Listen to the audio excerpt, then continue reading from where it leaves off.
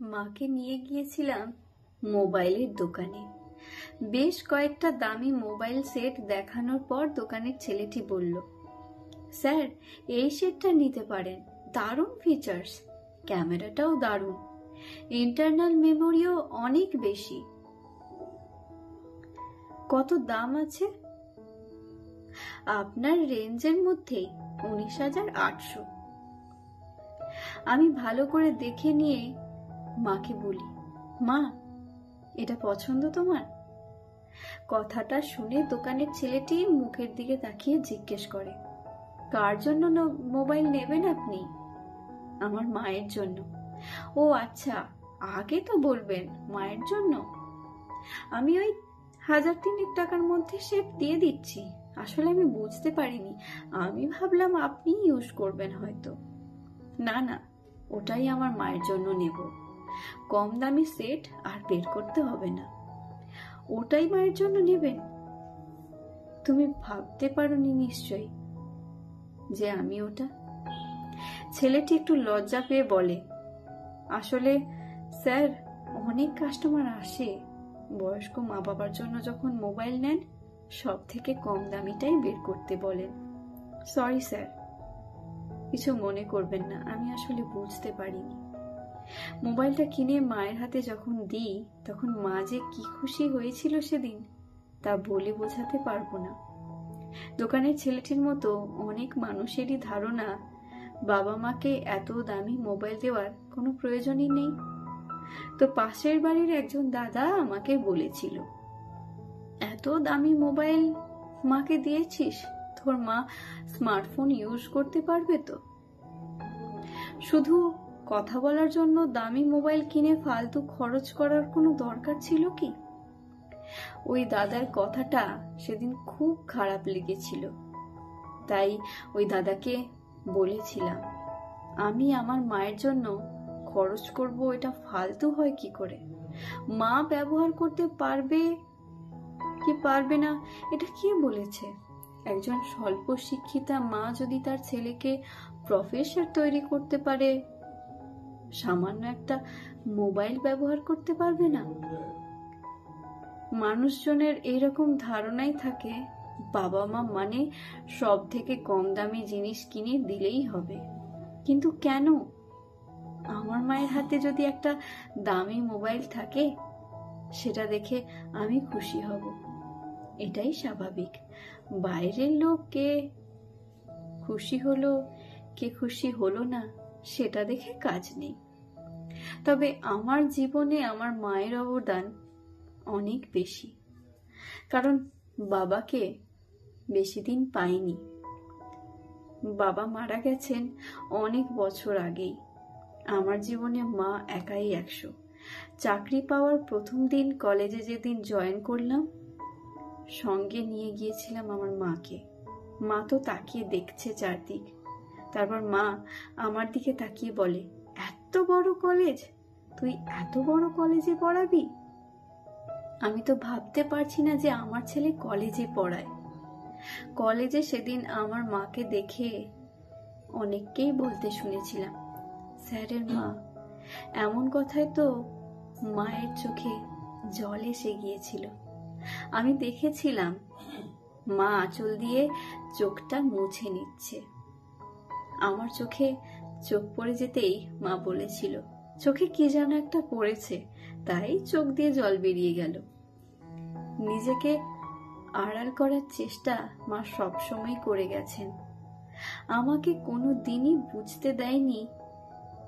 College থেকে বেরিয়ে যখন মেইন রাস্তায় এলাম, তখন বারবার কলেজটাকে পিছন ফিরে ফিরে তাকিয়ে দেখছিল। তারপর নিজের মনেই মা বলছিল, আর যদি তোর বাবা বেঁচে থাকতো, তাহলে এমন আনন্দটাও তোর বাবার সাথে ভাগ করে নিতাম। মায়ের কথা শুনে সেদিন আমিও নিজেকে আর সংবরণ করতে পারিনি।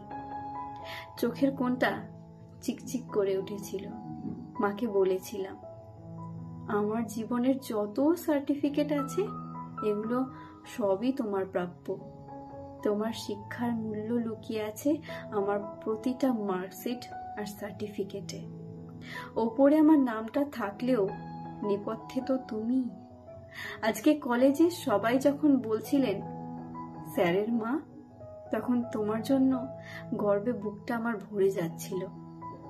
তোমার মতোই তো কত মা আছেন যারা আমার মতো স্যার তৈরি করে আমাদের সমাজকে উপহার দিয়ে চলেছেন।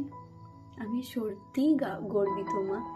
এই অসম্ভব ক্ষমতা হয়তো প্রত্যেক মায়েদেরই থাকে। সন্তান মানুষ করার পিছনে মায়েদের যে কত কি ত্যাগ করতে হয় এটা প্রত্যেক মাই জানেন। মনে আছে আমার মাধ্যমিক পরীক্ষার 1 সপ্তাহ আগে আমার ছোট মামার বিয়ে হলো। আমার পরীক্ষা, তাই আমি যেতে পারবো না। মাকে আমি বারবার বলেছিলাম, তুমি যাও মা, একটা দিন তো, আমার অসুবিধা হবে না। মা কিন্তু যায়নি। আমার 3 মাসির সবাই এসেছিল নিজের ভাইয়ের বিয়েতে। কত আনন্দ, কত হই হুল্লোড়। মায়ের মন খারাপ হয়তো হয়েছিল সেদিন, আমি বুঝতেই পারিনি। ছেলেকে মানুষ করার জন্য কত কি ত্যাগ করে দিয়েছিল আমার মা। আর আজ সেই দিনগুলো হয়তো মাকে ফিরিয়ে দিতে পারবো না, তবে ছোটখাটো খুশি দিয়ে যদি এতটুকুও কিছু করতে পারি তবেই আমি সার্থক। কলেজে চাকরি পাওয়ার পর প্রথম দুর্গাপুজো। তো মাকে বললাম, মা পুজোতে কি নেবে বলো? মা হেসে বলে, আমার চাওয়ার কিছুই নেই। বেশ, আমি তোমাকে 20,000 টাকা দিচ্ছি, তুমি তোমার পছন্দ মতো যা খুশি কিনো। মা একটু ভেবে বলে, শোন বাবা, একটা শূন্য কেটে যেটা হবে ওটাই আমাকে দিস, আর বাকি টাকাটা আমার আশেপাশের গরিব মানুষজনের জন্য কিনতে চাই। 20,000 টাকার 2-3টে দামি শাড়ি হয়তো কিনবো, একবার পরেই আলমারিতে পুরে দেব, তাতে লাভ কি? ওই টাকাগুলো বন্দি না করে যদি মুক্ত করতে পারি তাহলে গরিব মানুষগুলো পুজোতে পড়ে আনন্দ পাবে, আমি তাতেই খুশি হব। খুশিগুলোকে ভাগ করে নেওয়ার শিক্ষা মায়ের থেকেই। তাই প্রতি বছর পুজোতে কিছু গরিব মানুষের জন্য কিছু টাকা বরাদ্দ থাকে। ওদের কেনাকাটা কমপ্লিট করে তবেই নিজের জন্য কিনবে মা। চাকরি পাওয়ার পর থেকে 5 বছর হলো, সেই সহযোগিতা আমিও করে যাই মায়ের সাথে।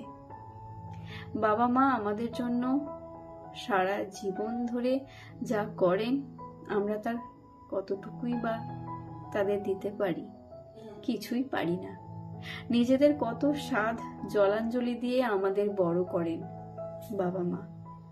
যদি ওনাদের সব সেরাটুকু আমাদের দিতে পারেন তাহলে আমরাই বা কেন নিচু মানসিকতা নিয়ে সব থেকে কম দামি মোবাইলটা কিনবো? যেদিন স্মার্টফোনটা মায়ের হাতে দিয়েছিলাম সেদিন মা কিছুই জানতো না, তবে আজ সব পারে আমার মা। ফেসবুক, হোয়াটসঅ্যাপ, ইউটিউব, গান, ভিডিও, মুভি সবটাই করতে পারে দক্ষতার সাথে। আমি মাকে শিখিয়ে দিয়েছি সব। একটুখানি সময় যদি ওনাদের জন্য দিই তাহলে ওনারা শিখতে পারে। আমার বাড়িতে কম্পিউটার আছে। আমি মাকে বললাম, তোমাকে কম্পিউটারটাও শিখতে হবে। তারপর কম্পিউটার ক্লাসে মা ভর্তি হয়। 6 মাসের একটা বেসিক কোর্স করে মা নিজে কম্পিউটার চালাতে পারে এখন। শুধু কম্পিউটার না, শরীর চর্চার জন্য জিমেও যায়। আমরা চেষ্টা করলেই পারি আমাদের বাবা মাকে ভালো রাখতে। সদিচ্ছা থাকলে কি না হয়। আমাদের ভালো রাখার জন্য বাবা মা তাদের জীবনের সবটুকু দিয়ে যদি একটা সুন্দর ভবিষ্যৎ উপহার দিতে পারে তাহলে আমরাও ছোটখাটো খুশি দিয়ে বাবা মায়ের জীবনটাকে আনন্দে ভরিয়ে তুলতে পারি। কলমে সরজিৎ ঘোষ, কণ্ঠে পূজা। ধন্যবাদ।